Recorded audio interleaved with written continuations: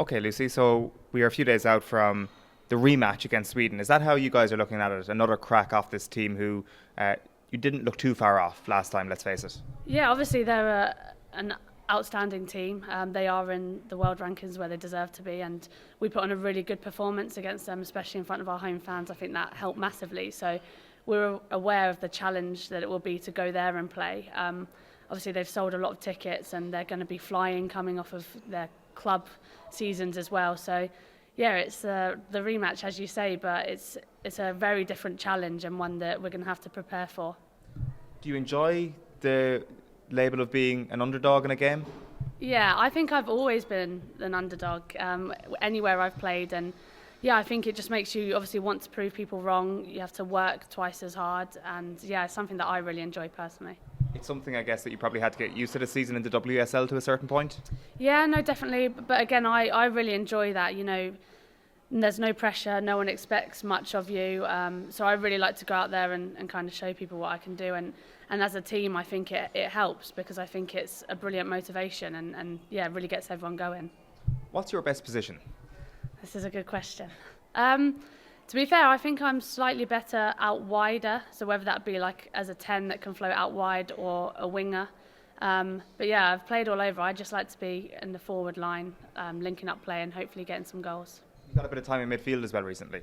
Yeah, no, I've played slightly deeper.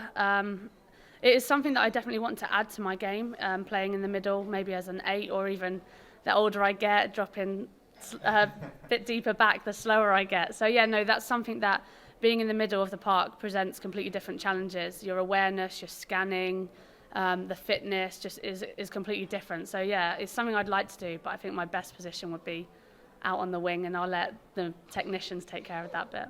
That's interesting because I was chatting to Louise Quinn about the difference between playing in a back 2 and a back 3, and she says when she's in a back 3, as you say, there's more scanning, there's more, you use your awareness a bit more. For you, I presume the closer you are to goal, it's far more based on instinct.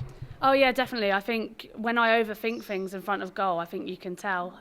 Every goal I've ever scored in my career always happens completely different in my head to when I watch it back after the game. It's just pure instinct, and I wouldn't change that because it's just kind of what your feet do in the moment, or head sometimes, rarely. How do you explain it then? What does make a good goal scorer in those kind of instinctive positions? It's strange actually. I had a similar conversation with Katie yesterday about, in my opinion, you can't teach someone to be a goal scorer. I think it's something that you have. I think you can see it in young players when they have an eye for goal, and you know, sometimes there's a pass on and they're like, actually no, I'm just going to have a shot myself. So yeah, I think you can make good strikers by teaching them movement and awareness and obviously footwork. But for me, I think you can always see, yeah, that girl's got an eye for goal and she's going to get some goals. So how do you work on your goal scoring capabilities at the moment then? We do a lot of stuff after training. We do a lot of stuff in groups with maybe movements in the box, and that's stuff that I really enjoy. Like, I'll always be staying out there last on the training pitch if it's set pieces, dead ball situations, or yeah, like we said, like strikers drills. But yeah, for me, a massive way that I learn is watching video footage back of the games. For me, that's benefited me massively. Things that I didn't necessarily see at the time and that I need to look for next time maybe. And as you say, it looks completely different to how it felt. Yeah, massively. So sometimes I will think that I see a gap somewhere when there's not a gap there at all, or I didn't see a player to my left. So I like to watch that back, and then the next time I'm in that situation, hopefully I'll just double check for that one and yeah, learn that way. Do you watch other players as well, or is it just yourself that you watch? Yeah, no, massively. As men's football, but also when women's football, you're always watching YouTube videos and stuff. Someone that I really like to watch is Denise.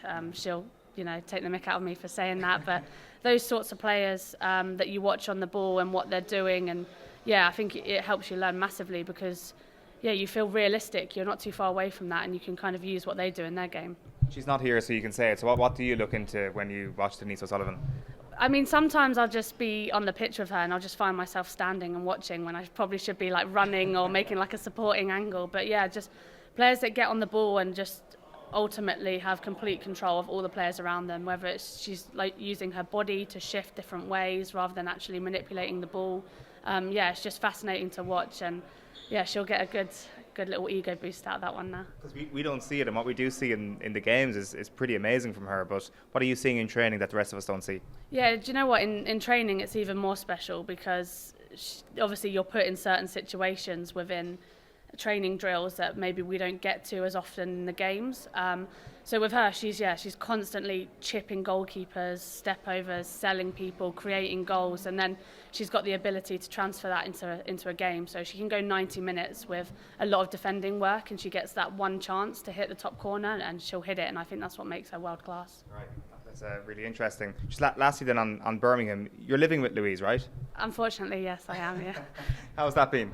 Yeah, no, it's really good. It's a lot of fun. Obviously, we get a lot of grief about having the same names, and she's recently accidentally opening my mail because it says Miss L. Quinn. So, yeah, just stuff like that. It's a lot of fun. And obviously, coming into the Ireland squad was massive to have her kind of take me under her wing. And, yeah, it's just been brilliant. How would you assess then the remainder of this season from a Birmingham City perspective? What are your aims and ambitions? Yeah, obviously no one wanted to go into the season and see the club get relegated, but we've had a really tough run and certain things that are in our control and certain things that weren't, and that's football. What we have to do now is stay together as a group, which we have done throughout, credit to the girls, and every time they leave everything on the pitch. We can't ask any more from the players in that sense, but we need maximum points from the games remaining, and there's no sugarcoating it. It's going to be tough, but all we can do is just leave everything out there. And is this an Irish penthouse suite that we're talking about in Birmingham, or what's the setup? Yeah, it's like a 3-bed terrace penthouse. Nice garden, could probably get a goal in there. It's not quite a penthouse yet, but it does the job. It's really close to the training ground. I think we all enjoy living in Birmingham as a place, and yeah, it's good fun. Very good. Best of luck next week, Lucy. Good to chat to you. Thank you very much. Cheers.